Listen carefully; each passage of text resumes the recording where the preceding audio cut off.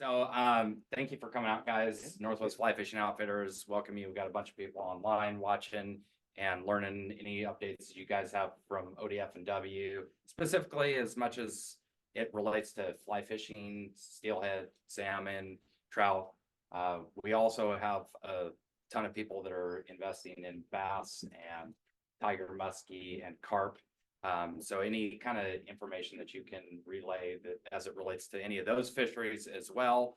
But thankful to have you guys. Appreciate the work that you do.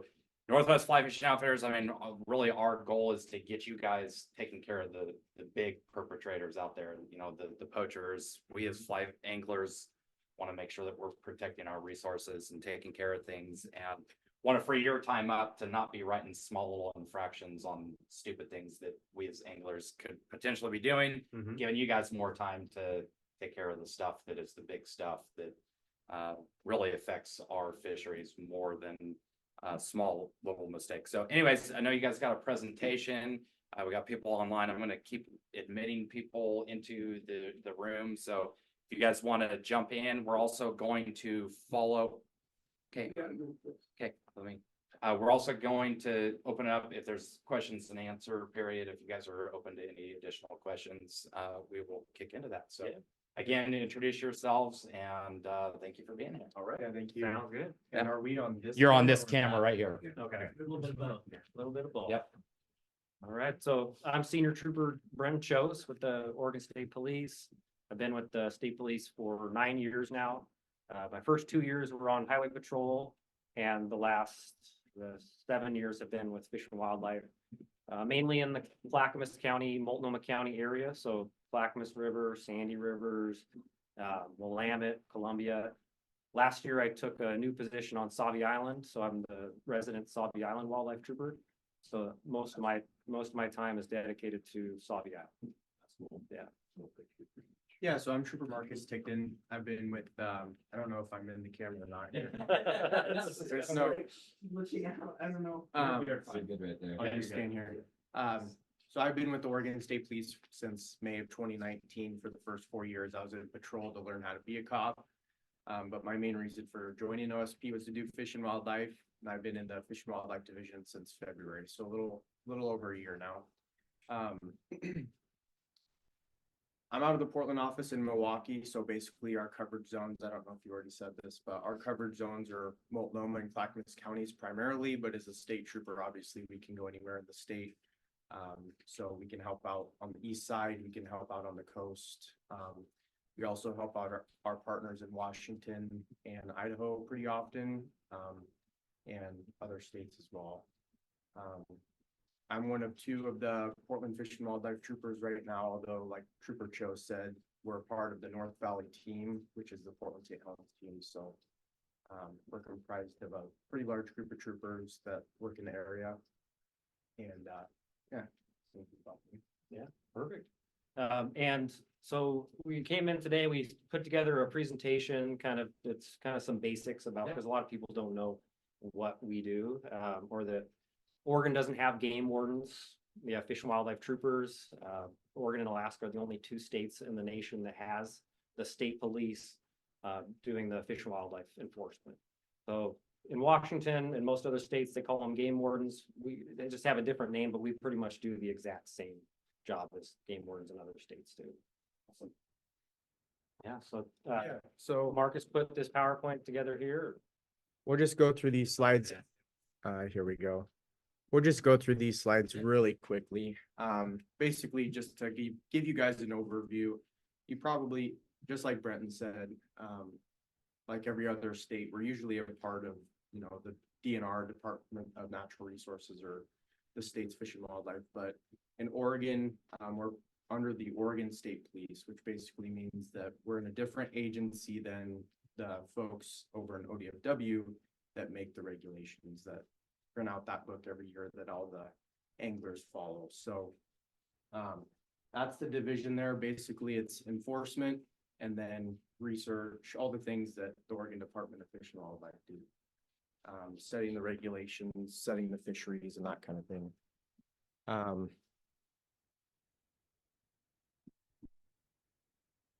We'll just go through these really quickly of other things that we do. So obviously we do the hunting and fishing enforcement. That can range from being on the Guardian, out on the ocean, all the way to being on a horseback patrol out in Eastern Oregon. Here in the metro area, we deal with a lot of wildlife rescues. With the population here in the state, or with the population here in the Portland area, obviously humans come in contact with wildlife pretty often. We get a lot of animals struck by vehicles or stuck in barns, or people bringing deers in, fawns in that they think have been abandoned by their parent, and now they want to make it their baby, want to make it their pet. So what we do, especially in the Portland office, a lot of our time is spent dealing with squirrels in captivity, skunks, raccoons. It's always a headache for us, and ODFW does their best to put out public information out there, to let people know not to take home wildlife, but it's a constant issue for us in the Portland area. And so we get made fun of kind of probably by the rest of the state troopers in the other areas like Eastern Oregon, where they don't have to deal with that. But in Portland, it's people bringing home wildlife. It's a lot of what Marcus had a squirrel in the back of a hair salon. They made this big enclosed kind of like housing, I don't know, like habitat for it and everything. Yeah, the habitat was nicer than my apartment. So. But yeah, you talk about like the little, having to deal with the little stuff, which takes away time from the bigger stuff. Yeah, absolutely. We have a canine program. You may have seen Canine Buck, maybe at an event near you. Canine Buck and Canine Scout. I think that we even have a new canine, but what those canines do for us is they're trained, number one, to search for anything that's dead. So they, I think there's specific things that they search for that they're trained to look for.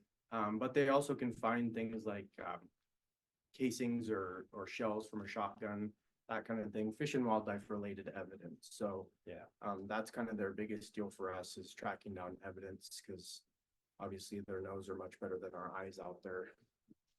and these are relatively new for us within the last few years. So they don't do drugs, they don't sniff drugs, they don't chase people and bite them. It's strictly training for fish and wildlife. That's cool. Yeah.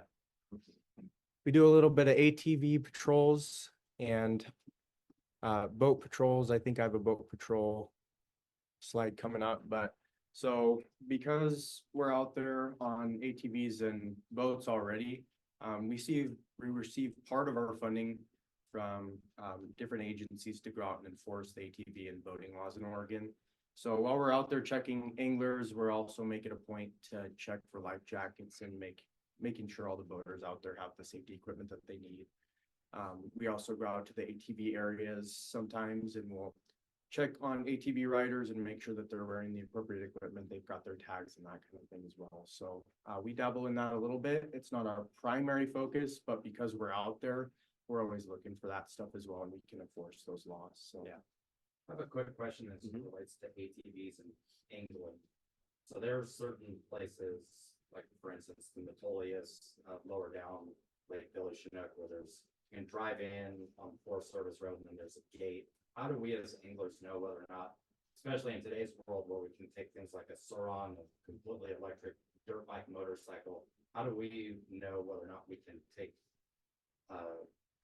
ATVs or things like that into forested areas and still not get a ticket? Yeah, that's a good question. I always recommend, because we do, especially like at the sportsman show, we'll get a lot of people that come in from other areas that I don't work, that I don't have knowledge about. So I always, because I don't know like the Metolius at all, I always recommend people know the landowner. So whether it's U.S. Forest Service, BLM, and then contact them directly and ask and try to find, because they're going to have the best source of information. Because I could tell you one thing and then they could change the rule and it could be bad information. Right. There's another area that I know anglers would love to get into, which is Badger Lake. And I don't know if you guys are aware of Badger Lake, but the roads trying to get in there are just completely destroyed, and they don't maintain them any longer. So I was talking to my brother-in-law, the state trooper, and he's like, I don't think you can take ATVs in there. So just be careful. So oh yeah, go ahead. Yeah, I work for the Forest Service. okay. So I'm here on my own behalf, but I can get you some resources on the interactive visitor use map. the Forest Service publishes, so where you can actually zoom in, like on Nikon, and it will give you what's prohibited for certain trails and gates. That'd be And fantastic. even like, Brian. Yeah. He wanted to do a Harriet Lake thing, Yeah. I let him know there's a forest closure for Sure. fire, so. Yeah. I can That'd be get fantastic. resources, Yeah. yeah. Yeah, that's awesome. So this doesn't apply to us over here in the west very often, but we do have some backcountry patrols. Let's see. Oh, I went forward a whole bunch, but that's okay. We've got some backcountry patrols like horseback riding. We don't have any horse in our area that I know Why not? of. Ocean patrols, that's pretty self-explanatory. We've got the big old Guardian boat out in the ocean as well as other smaller boats for patrolling the ocean.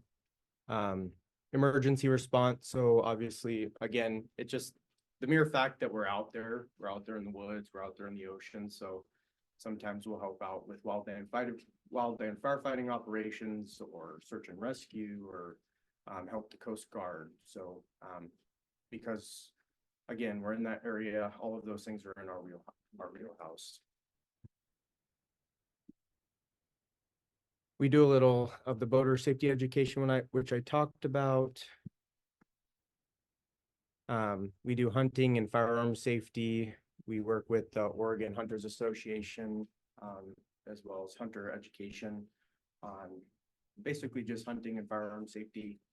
So that new hunters, there's obviously that requirement for new hunters, but also so that they're out there recreating safely. Promise we're getting to the fishing here. You're all good.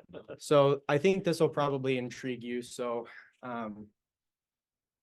when I moved into the Portland Fish and Wildlife Office, I became the Oregon Plan Trooper. Basically, there's troopers all around the state, as well as a special detective in Salem that works for the Fish and Wildlife Division.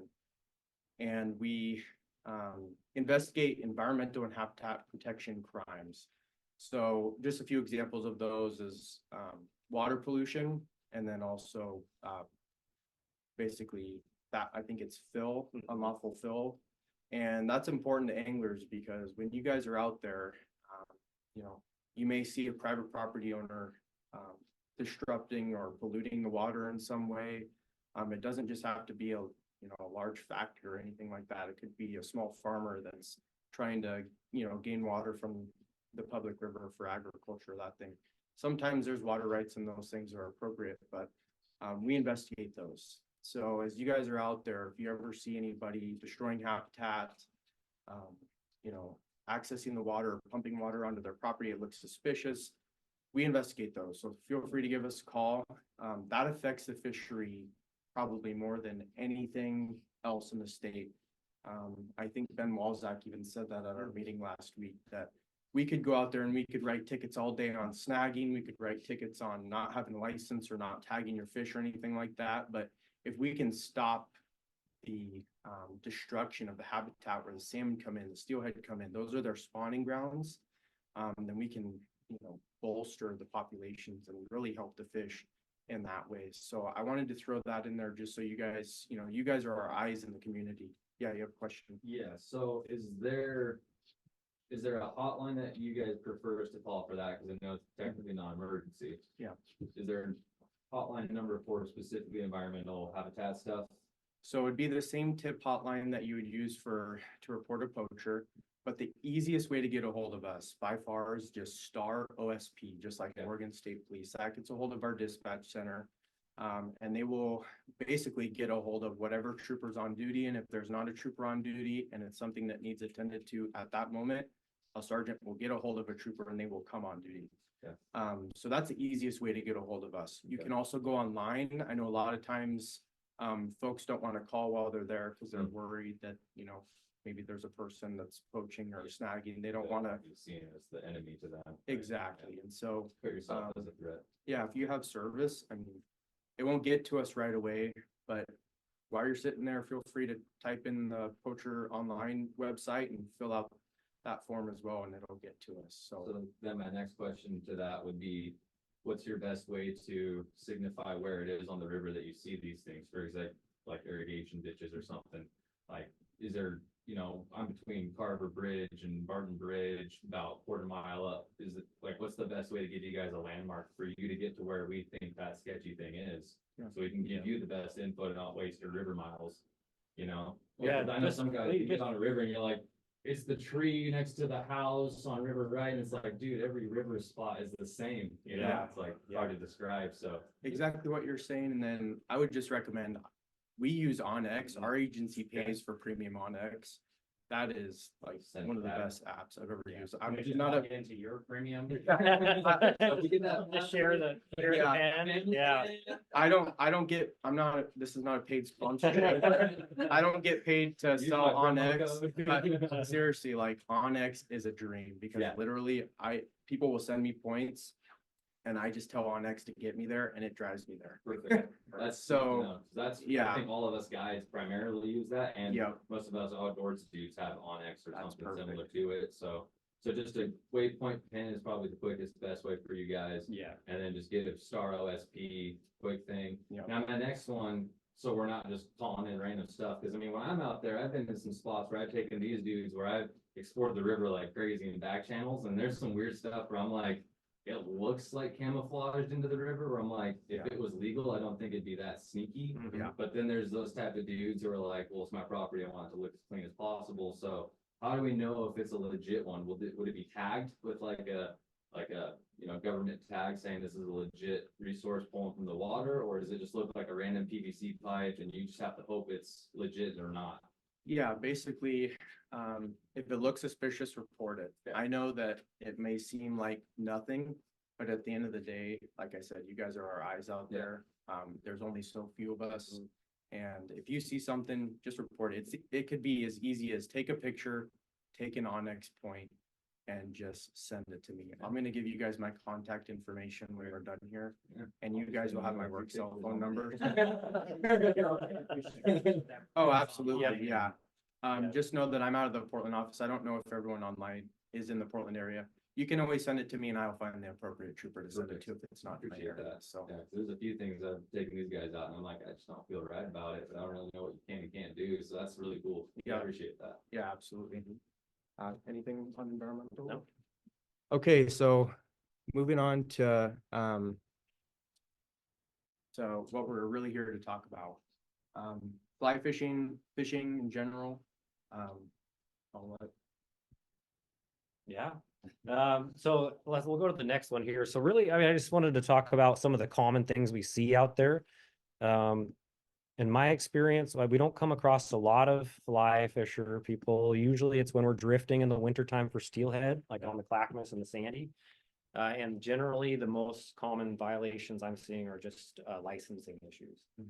Not so much anything else like bag limit or area or something like that. It's typically licensing Just lack issues. of having their license. Lack of having it, not having it available, leaving it in the car, not having the Columbia River Basin endorsement when it's needed, not having a combined angling tag, thinking that they're only going to be catching and releasing, so they don't need a combined angling tag, stuff like that. So, since we're on this topic, somebody had actually asked us to ask this question specifically. If you have the combined angling tag, do you still need the Columbia River endorsement? Yes. And yes, you do, because Yeah.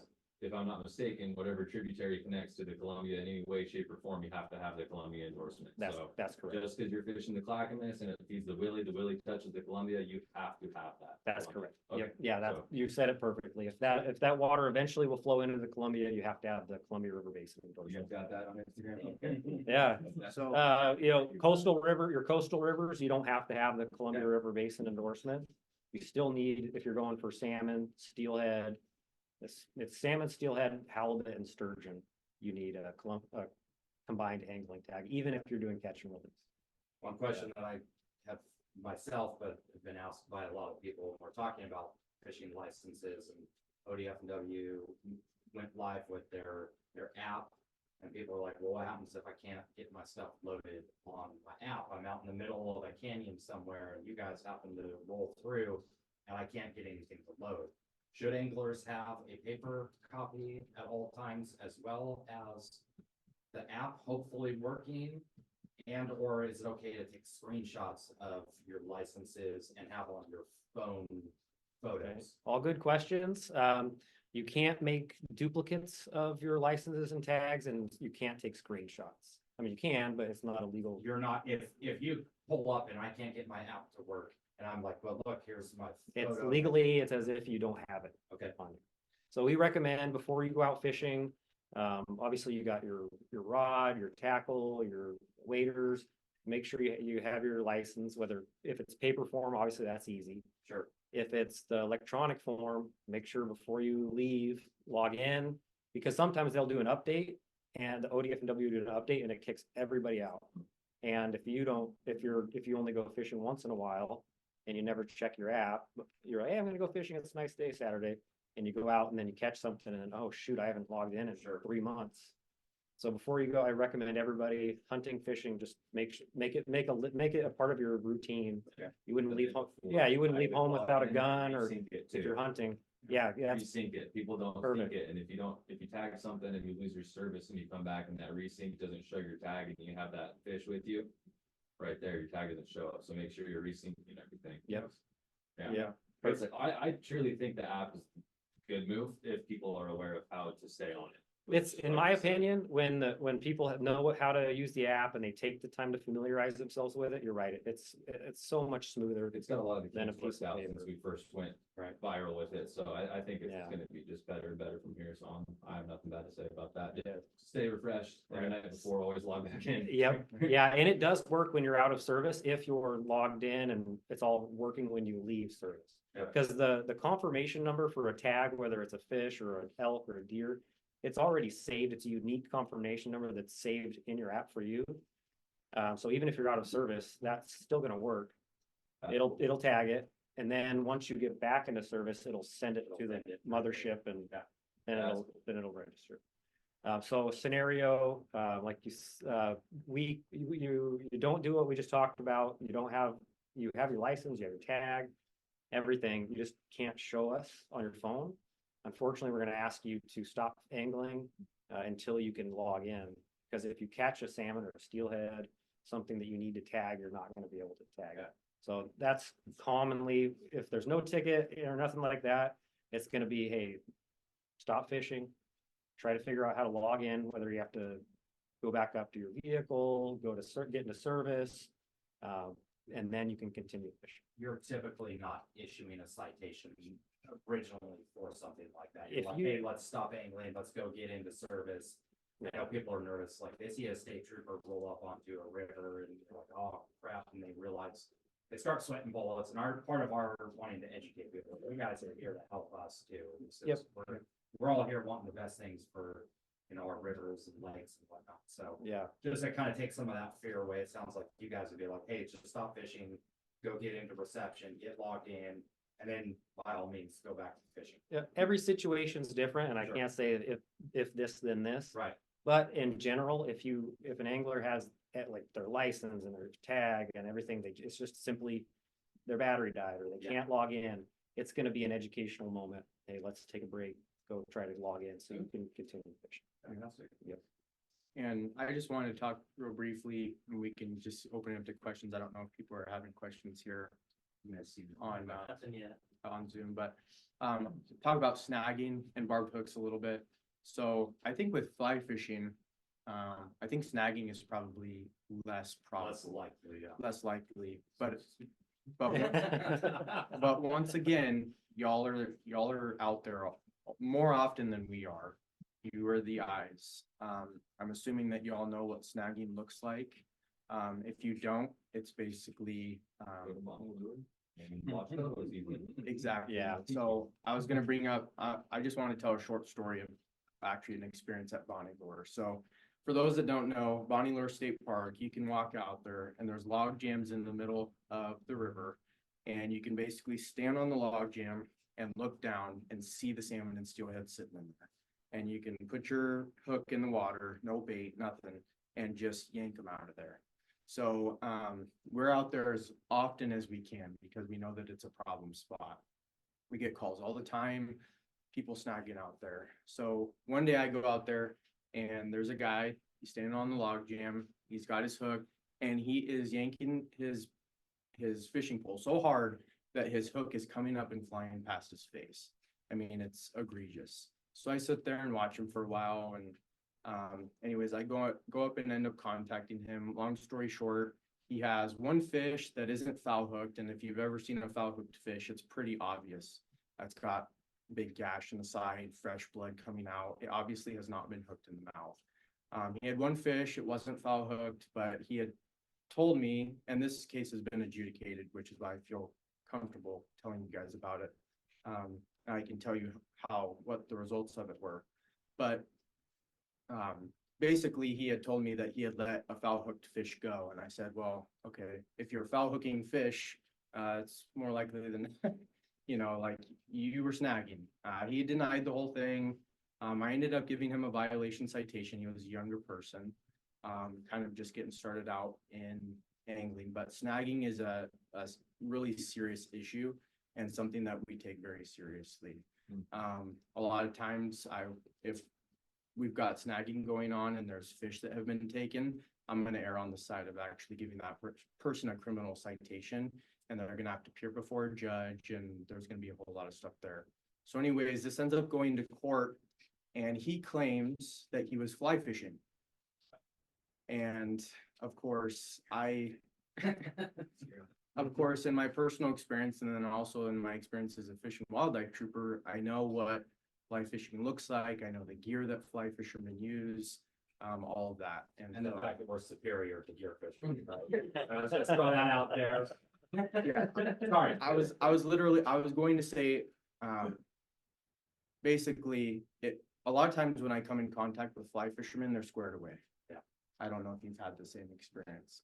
It doesn't mean that, they're not logged into their license or that kind of thing, but the issues with snagging, like I said, it's, I think, a little bit more difficult for y'all if hopefully you're not trying to do that, but anyway, so all of that to say, when you guys are out there, you're going to see that. Again, give us a call, get a license plate. If you can, get a picture of the angler. That's all really good information for us. And at the end of the day, that saves the fishery, and it's going to allow for you guys to have better fishing going forward. Just really quickly on barbed hooks. I know you said you were fishing in the Columbia. When we go out in the Columbia, I would say besides licensing, that is the biggest violation that we see. Barbed hooks.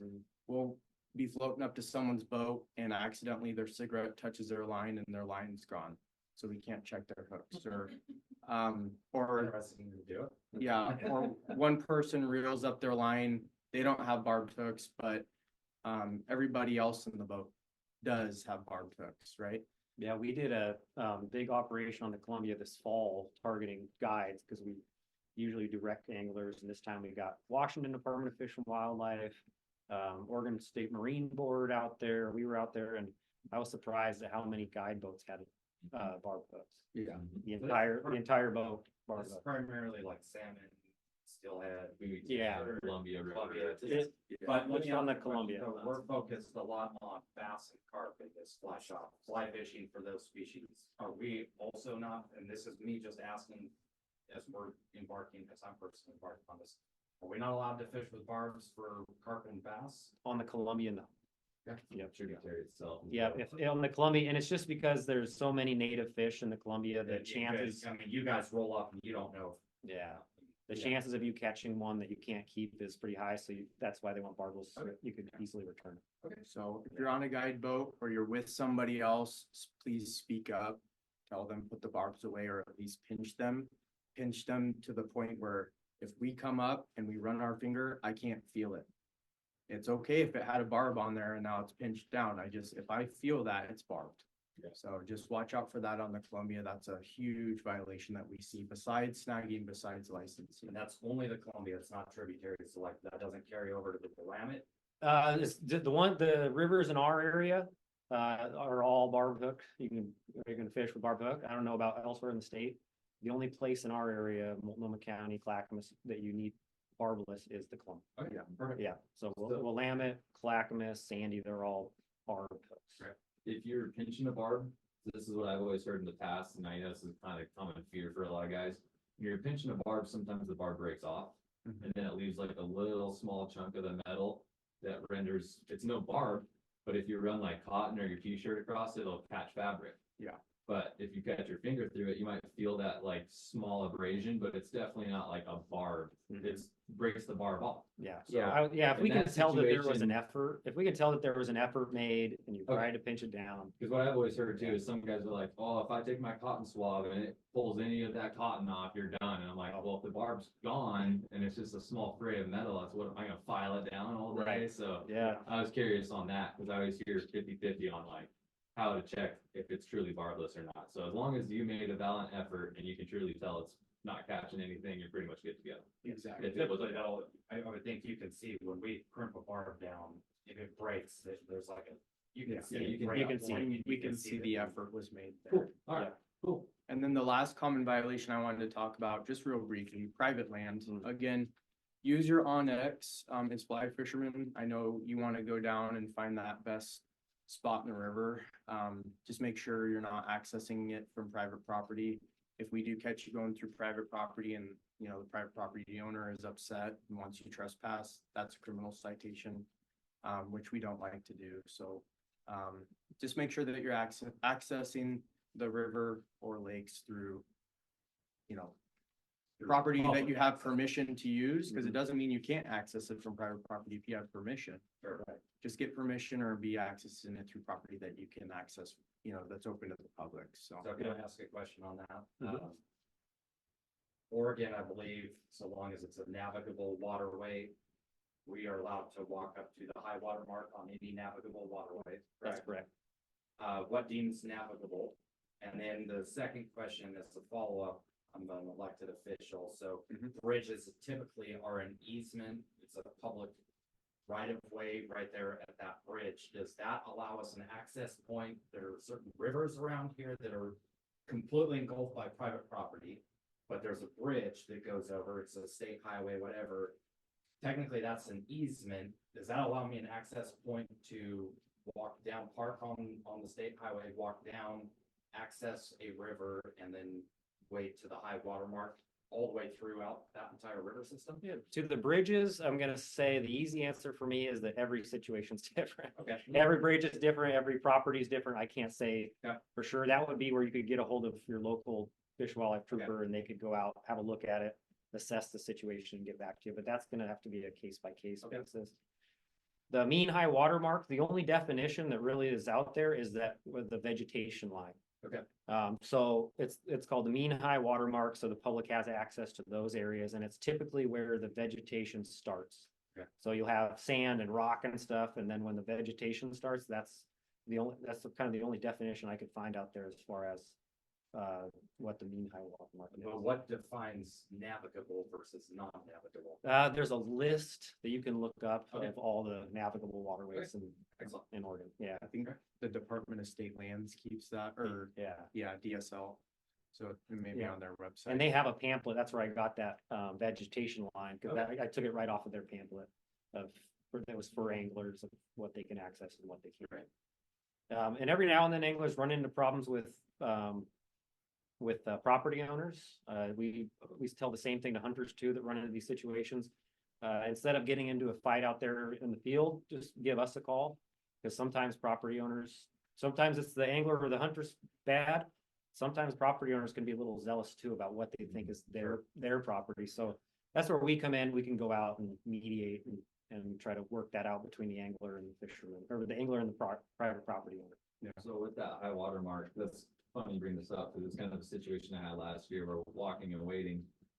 They were saying it's based off the year, or that time of year is when the high water mark is indicated. So from my experience, it's that wherever the high water is at its highest point, whether it's wintertime or summertime, if I can see the water line Exactly. and I know that it is underwater at any point in time, Yeah. naturally, I can wait this. Yep. They were telling me like, no, if the water is this low in summer, you're stuck down here. And I was like, no. No, yeah, that's why they say mean high water. Right. So your average year, whatever the highest water mark is, not flood Gotcha. stage, but whatever the highest water mark is on your average year. Resting flows. Yeah, Gotcha. yeah, yep. Cool. Yep. Yeah, we had there's a property owner on the Willamette near the Oak Grove Bridge, Oak Grove Railroad Bridge there. That built a chain link fence. It's mainly not for anglers, but for partiers on the beach. a chain link fence on their property all the way down to the water and trying to stop. They would come down and yell at people that were down there and trying to stop, and the people from going there, and DSL, this Department of State Lands, had to come and tell them to take their fence down. So if you're running into any situations like that with overzealous property owners, let us know. Do we call you or Department of State Land? Call us, Yeah, and then I we want can, to. from there, yeah, call us, we can figure out what to do from there. Okay. Yep. Looks like you had a question. Do you have a question? I don't know if you guys know anything about this, but on the Crooked, a bunch of property owners put on the Crooked River, sorry, Nothing? a bunch of property owners put barbed wire across the river. So Mm. Yeah. Yeah, I would contact the troopers out of Redmond, the Fish and Wildlife troopers out of Redmond, probably there, and they could help you with that. not like across the river, but it's like strung up above the river. So Above the river, just, It goes across. yeah, Still, yeah, you should report that if you've seen that. yeah, definitely, that would be something that, because that would stop boats from coming down. Yeah, so. Yeah, another kind of more specific rule that I've seen guys get tripped up on is fishing too close to fish weirs, fish ladders, fish traps. So there's a lot, the rule says you have to be 200 feet above, and you can't fish within 200 feet above or 200 feet below a fish ladder, a fish trap, a fish weir.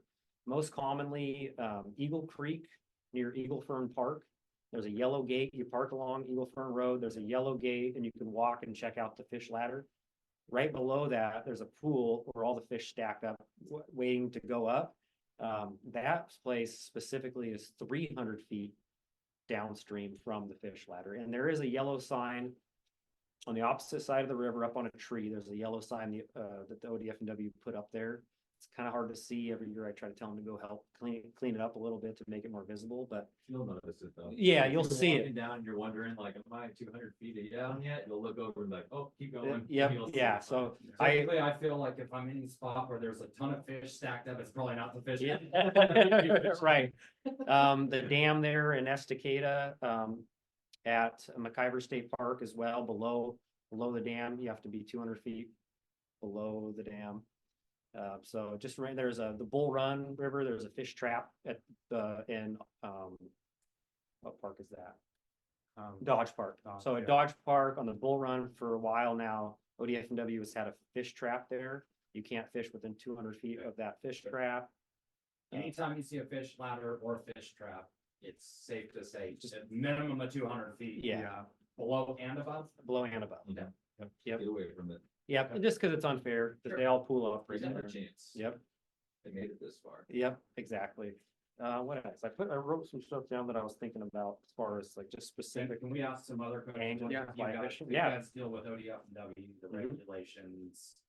Any tips, tricks that you can give people? I know, my brother-in-law, Trooper Wachesky, was talking about the fact that we should be logging online to ODF&W, that they do like sometimes midterm regulation changes. Can you Yeah. help us on any of that stuff and It- how we work best to make sure we're staying current on? Oh, so every year, generally, they put out the paper form of the regulations. And then throughout the season, especially on the Columbia, that's the one where they change the rules the most. Then throughout the year, they'll do emergency updates and changes as conditions change, temperatures rise, fishery, populations change. Sure. So don't just rely on the book. You have to, just like I said earlier, when you have make sure before you leave, you have your pole, you have your rod, and all that stuff. Check online too, Okay. for the area that you're going. And sometimes it seems like ODF&W will open up a river access that didn't used to be open to us as anglers. Do they notify you guys? I mean, short of us like reading through an entire regulation book, which no one does, how do we know if they decide, you know what, this river, we're gonna open up to the public? They do a good job of posting that kind of stuff on their website. Okay. And you can sign up for updates. They'll send out, I sign up for them. They send them out with anything. Sometimes it's just, I read the headline, it doesn't apply and I delete it. Sure. But sometimes there is some good stuff in there as far as like access and habitat, like you're talking about, or in-season regulations. So, So that's just go on to ODF&W's website and there's an email sign up. yep, where they can send you updates and there's different updates you can sign up for. You can sign up for Columbia River specific or Willamette zone specific. So I do all of them, and because they send me like all the commercial updates and stuff as well for the Columbia. And I know everybody's on social media. I think we're on Instagram Live, so like just follow ODFW. The Columbia is such a big fishery that it gets a lot of attention. Follow ODFW on whatever social media is your choice. And a lot of times that's how I first learn about it. Like even though I'm in the Fish and Wildlife Division, I'll see that the Columbia is closing. Then I go to their website and I see what the actual regulation is, but that's a super good way as you're flipping through social media, say, oh, it's opening or, oh, it's closing. Sure. So just another good resource to use. I wouldn't use that as your legal resource if you can do something or not, but it's a good way to notify you what's going on. Yep. And you mentioned like fishing up like Upper Clackamas and some of those tributaries and stuff. When you're up there, I just tell people the regulations pretty much say for salmon and steelhead, all streams and rivers are closed to salmon and steelhead unless otherwise noted in the regulations. So if you're up the Zigzag or the Salmon River or something, just think this is closed to salmon and steelhead unless I read about it otherwise. Some of those smaller tributaries up there, we'll get guys going up and they think it's open for salmon or steelhead. But unless, like I said, unless it otherwise says in the regs, you can't fish for them. Yeah. And some areas have, your standard limit for trout is 5, but some areas have less as well. I think I looked up the Salmon River is 2 trout. So instead of 5 on the salmon, it's only 2, and absolutely no salmon or steelhead fishing up there as well. In the fall, Zigzag River, the salmon, we get a lot of calls up like rhododendron area of people snagging salmon and steelhead up there because it's so easy. Pretty easy. Yeah. But again, it all comes down to just looking up the regulations before you go out. And honestly, ODFW is very helpful. If you call, they'll give you information. If you call us, we'll give you information. You don't have to call us only for enforcement stuff. People call us all the time for questions, firearms questions, or all sorts of stuff. And we do plan on sharing both your guys' contact information just as a resource. And I left one card that's important to have for ODFW with Ben Walczak. He's the district fish biologist for the North Willamette. So the Sandy River, the Malala, the Clackamas. He is the guy that has the kind of his finger on the pulse of all that stuff. So we're not biologists. He knows all what's going on with the runs and stuff. We did have a meeting with him recently. He said that as far as returns go, it's going to be very similar, like I said earlier, very similar to last year. Most of the returns, not a lot of change. And then there's not going to be a sturgeon opener on the Willamette this year or anytime soon. There's just not a lot of large, not a lot of large breeding size, or not a lot of small ones. There's not enough large breeding size out there right now. So they're trying to let them grow to get bigger to breed so that we can have populations in the future.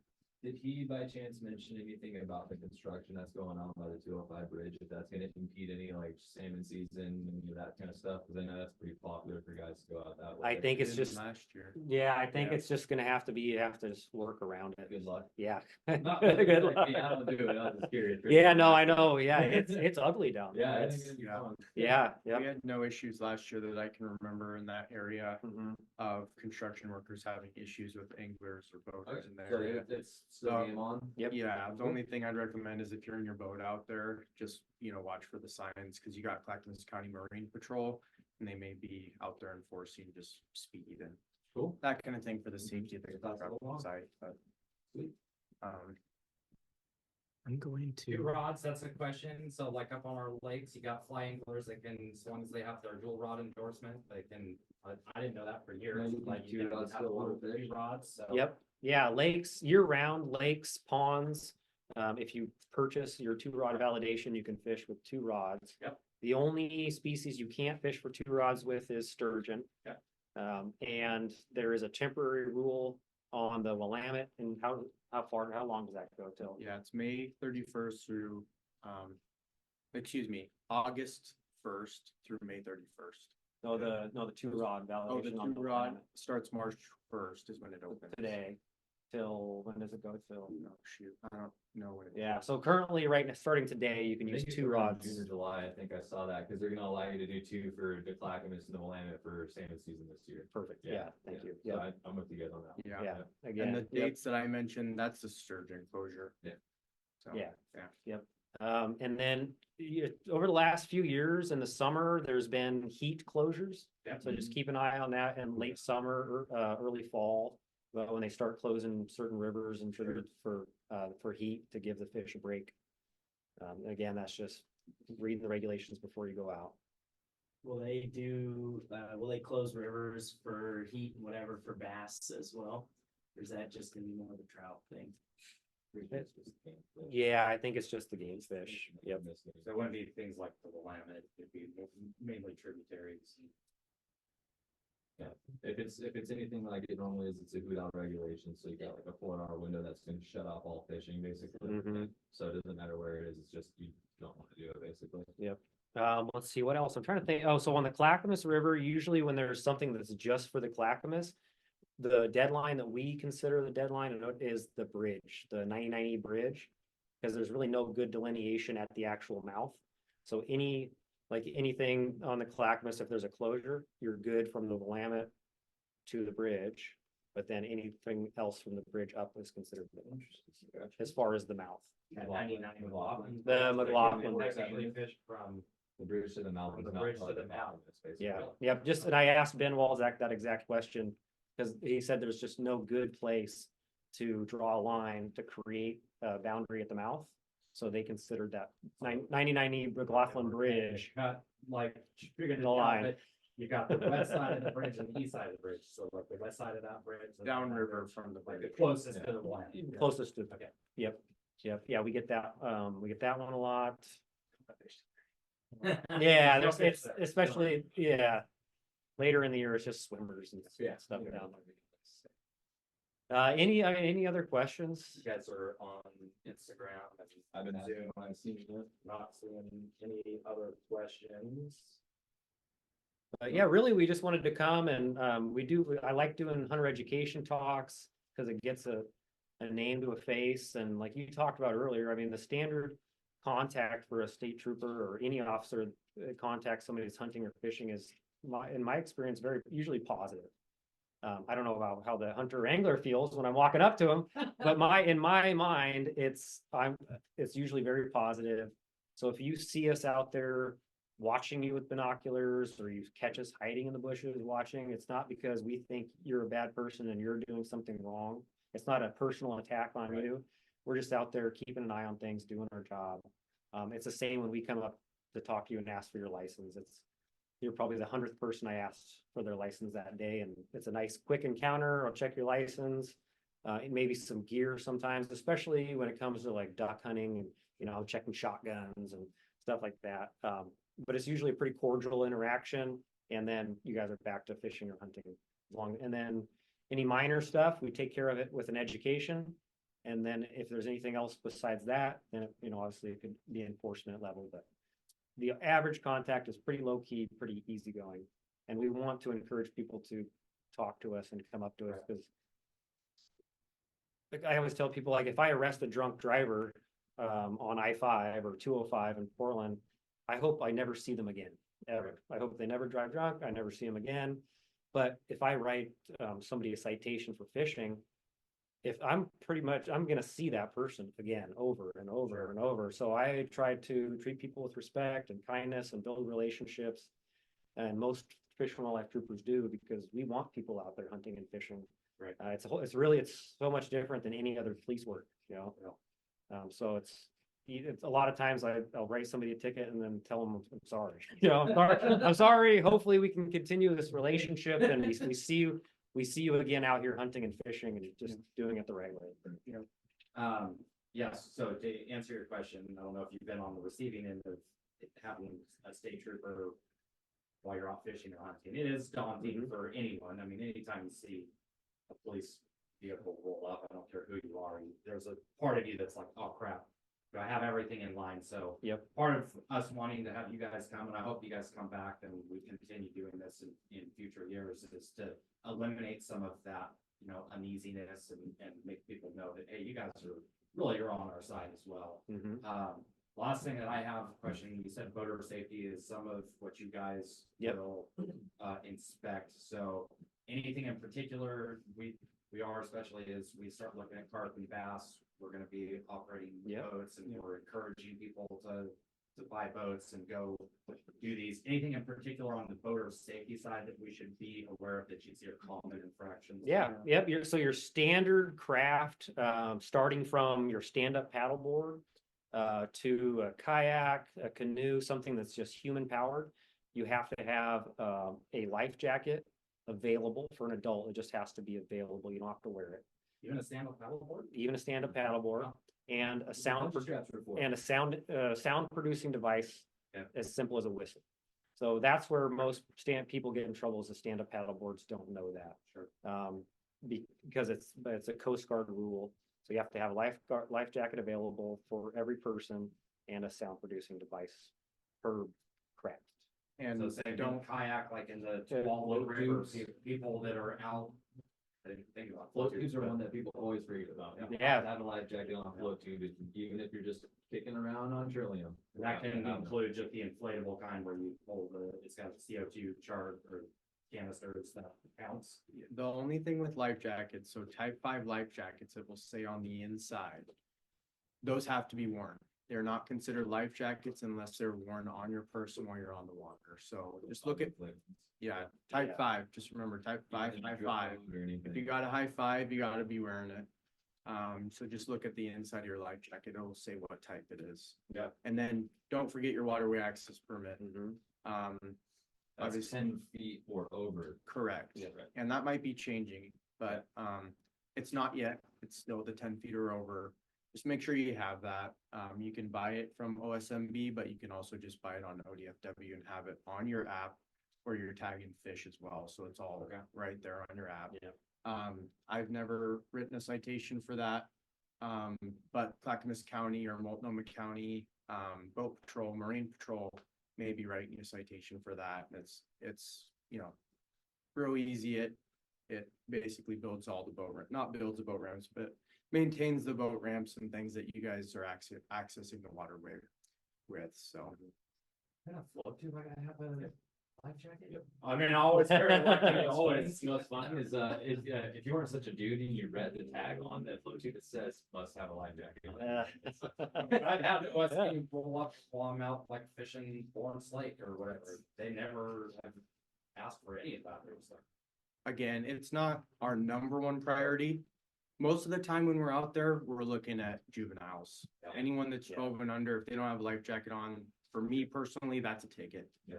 If you are putting a child in danger anyway on the waterway, that's a ticket immediately. Your whistle, all that other stuff is great to have, and I hope that you have it. And we'll encourage you to have it. There are certain things where we can basically, stop your voyage. We can cancel your voyage and tell you you're no longer allowed on the water till you fix these things. Sure. That would be like, you know, overcrowding your boat, having too many people on it, driving a boat recklessly, that kind of thing. But the small safety stuff, we'll encourage you to have it if kids are involved. That's when OSP more likely than not will, you know, start the violation process, so. And as you get bigger boats, drift boats, if it's 16 feet or over, you need a type 4 throwable, the square kind of like seat cushion like ones. Rowing seat. Yeah, rolling, You yeah, guys that's did pretty much what all people know them It's for. attached to my boat, so I can just. Yeah, yeah, good, yeah, Yeah. 16 feet or over, you need one of those as Yeah, well. yeah. And then obviously when you start putting motors on and stuff, you need other like fire extinguisher as well. And you need to start registering your boats and stuff like that, but non-motorized, those are the things you need. Question, Yeah, when you're doing the voters pass, correct? There's a question on there that talks about you have to remove plugs when transporting your boat. mhm. I've had some people disagree with me on that, but I specifically remember reading that if your plug is in your boat, you're traveling with invasive species, and that can be a $500 ticket. Correct. Okay. Yep, that was passed a few years ago. Okay. So basically, when you're pulling your boat out of the water, you're supposed to take the plug out, so that water from that water body flows back into that river, or at least in the parking lot. And you don't take it with you to the next body of water. Right. And bring maybe some aquatic species from invasive species from Eastern Oregon or Idaho or whatever to Oregon and put it in another body of water. Yeah, that is a law that passed. Yeah, a few years I ago. see a lot of like my own buddies with plugs in their, they show up to the river. I'm like, dude, you're really risking it for the biscuit on that. Would you leave your plugs in? I want that. Some people are just lazy, dude. Anyway. Some people are just lazy and don't Yeah. care. That's another one of those things where at the end of the day, that's like, if you guys want fishing to continue for generations and your grandchildren and great grandchildren are fishing, that's why you do those things. Yeah. You don't do it because of the $115 citation that you might get or that kind of thing. You report poachers and look for Longevity, all of that stuff because we all want to be able to do this forever. 100%. So, yeah. Excellent. So there's been times when with his Don't boat, about throwing me under the bus there. Okay, let me write this down. See you later. all of the water hasn't, like, even though we've done everything we can, we tipped it off the trailer, all of the water hasn't gotten out of the boat. Mhm. What do we do then? Yeah, that's just, you try your best. You're not gonna be able to get every little bit of drop of water out. Yep. The rule says you just gotta pull the plug, and try your best not to, if you can physically see, especially like ocean boats, you know, if you can see stuff growing on your boat, you might wanna like scrape that off, but just try your best to get all the I water don't out. need to have him sucking it out with a straw anymore. Nope. So- No. I'm not. What else? While we're on bodies of water, you can dump the carcasses back into the river of your fish, but only the same body of water that fish came from. Okay. So you can't, fillet your fish and then throw in a clackamas and then throw your carcasses into the Willamette or a river, a lake somewhere. So I was curious on that because I've heard that you have to have the full, you can gut it, but you can't fillet them before getting home. Because if you guys do want to check to see if it was a wild or a hatchery fish, the carcass needs to be there to see the clipped fin. Because if we just filleted a wild fish and tossed it in there and you came back to the boat ramp and you're like, oh, I see fillets and a tag, you're good to go. How do you know we didn't catch a wild? Yep. Yeah, so So- we just talked about that the other day. That's a good question. So the law says that the fish has to stay identifiable until you get to your major mode of land transport, So back to your car. back to your car. So I can't fillet at You- Barton. on the river, you Yeah, can't do I it. can't do it at the river. You can and then- fillet, but you have to keep the carcass. Right, so that's Yeah. what I was asking, because I see Yeah. tons of people just fillet and toss, and I'm like, I know exactly what they're doing. No, The and identify is for species. Yep. Length and the fin. Yeah. Yeah. As long as you can, So we if I can see those somebody three filleting, things. I can call that in. if they can fillet, but they have to keep the carcass Right, until but if they, they like toss that and I see all that, I can call you guys Yeah. and be like, Yeah. I just saw the carcass tossed right here. yep. Okay, Yeah, if they're there's been a few floating, times if they're where- floating down the river in the hole in front of you or whatever, and you see them. Yeah, Yeah. there's been a few times, that shit bothered me, so. Oh, yeah. I'm like, dude, come on. Yep. That's a big deal for the fish checkers as well. Yeah. Right. If you, it sounds like you're a guide. Yeah.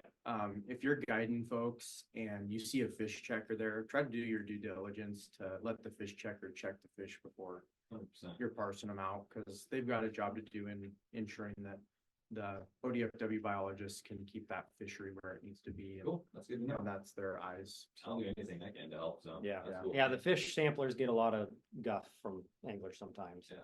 I know guys will be like, we didn't get any. I'm like, you got four in the cooler. Like, Yeah. what the hell? Yeah, they think they're like, Being sneaky. being sneaky, Keeping the but rivers down and keeping people off their water, but really, Yeah. if we think we have no resource, we're gonna shut a river down. Yeah. And what's our guide business gonna do? exactly.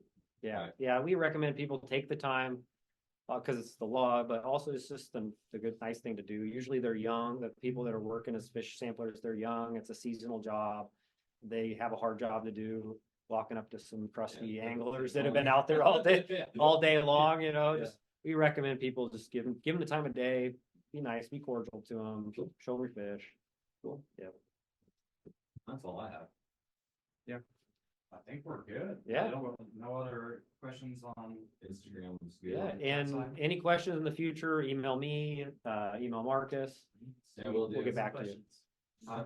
So I don't know if we have folks on Zoom. Right now, I'll just give you my contact info if you've got your cell phone on you. Yeah, go ahead and give that. Yeah, so Trooper Marcus Tiktin, Tiktin is Tiktin, and my work cell is 971-719-3232.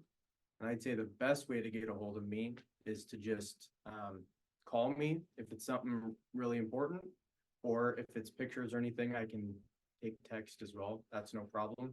If I don't answer and something is like poaching is happening right now, it says it in my voicemail, but please hang up and call the Star OSP. That'll get a hold of a trooper that's on duty, or it'll get a hold of a sergeant that will bring a trooper on duty. So if I don't get back to you real quick and something really important's going on, get a hold of our dispatch. Can you repeat that phone number? Yeah, it's 971-719-3232. For those that you that are still listening on the various different channels, we will also put this in comments section. And we're gonna edit the video, kind of cut out some of the early stuff before you guys got here. So we'll have all your guys' contact information on our website as well, just so people have it. Perfect. All right. And we're okay to call you, just so we have general questions too. It's not just turning a poacher. It's like, hey, I'm reading the regs this way. Yeah, exactly. Did you interpret it the same way? Absolutely, yeah. And I do that to my brother-in-law. don't get upset if I don't get back to you for a while, because we have days off too. But No, you don't. Come on, man. I get some folks that are a little upset when I don't get back to them immediately. So just give me a chance to get back to you, and yeah, absolutely. Feel free to reach out anytime. Yeah. We I appreciate appreciate you guys coming in. Yeah, That's super for helpful. sure. Yeah, thank you. Feel more comfortable doing our job out there.